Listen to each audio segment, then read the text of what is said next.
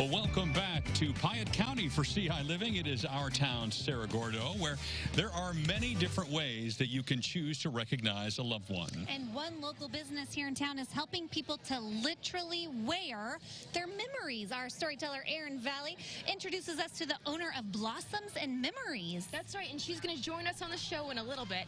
But this woman owns her own business where she turns funeral flowers into beautiful jewelry, and she's helping people who are grieving find peace. In Leslie Adams' house, a sign reads, "When I stand before God at the end of my life, I would hope that I would not have a single bit of talent left." An important reminder for someone who devotes her talent to sparking joy in those who need it most. You really make a difference, and when you can see those happy tears because it made them feel close to the person that passed. Leslie is the owner and creator of Blossoms and Memories, a business that turns funeral flowers into jewelry. And she runs it from her home in Cerro Gordo. I always say something good came from something pretty crummy. After her father passed away in 2009, Leslie said she wanted to preserve the flowers from his garden. So she started making things from his wildflowers. And it kind of just grew from there. Now people from all over mail her flowers. Some even drive hours just to have Leslie salvage their special memories. She knows her father would have been proud. My dad always wanted us to start a business, and we never could think of what to do, and then this came from that.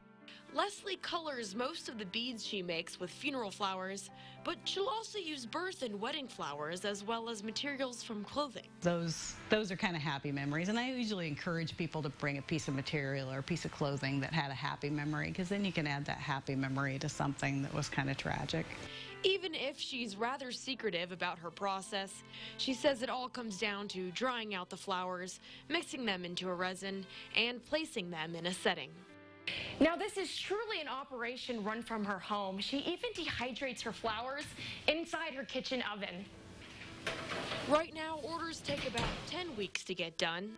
Leslie's recovering from shoulder surgery. When things like this happen, it kind of holds up the process a little bit. But even that won't stop her from turning this symbol of condolence into a symbol of honor. Just that I can make a difference. I can make somebody have a little peace and make them happy for a day. And it's something they can carry with them that's part of that person that they lost. And joining us now is Leslie Adams live in person. How are you today, Leslie? Good. How are you? Thank you so much for joining us and for shooting that story with me yesterday. You told me that you recently bought a laser engraver. Yes. We do signatures of loved ones. Signature jewelry is really popular right now, and I like the idea of keeping that part of someone almost as much as I like the flowers. And so I've got some things on the table that I laser engraved with my grandmother's signature and then my father's signature.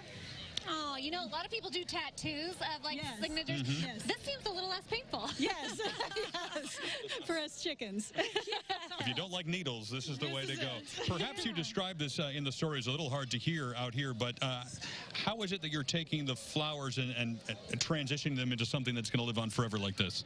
So the material I use is clear until I mix the flowers in, and then once the flowers are mixed in, the material takes the color of the flowers. So like this rosary, it was used with many different colors of flowers. Actually, the little blue heart was made from a piece of material from the dress my grandma wore to my wedding, so I can also use material, not only just flowers.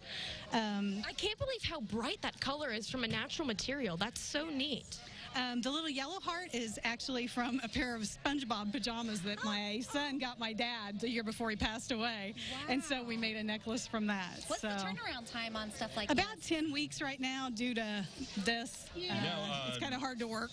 I can imagine it is. It's hard to even shake hands, much less Yeah, actually I do can't your. even Are shake you hands. completely out of commission while this heals? No, I'm just very slow.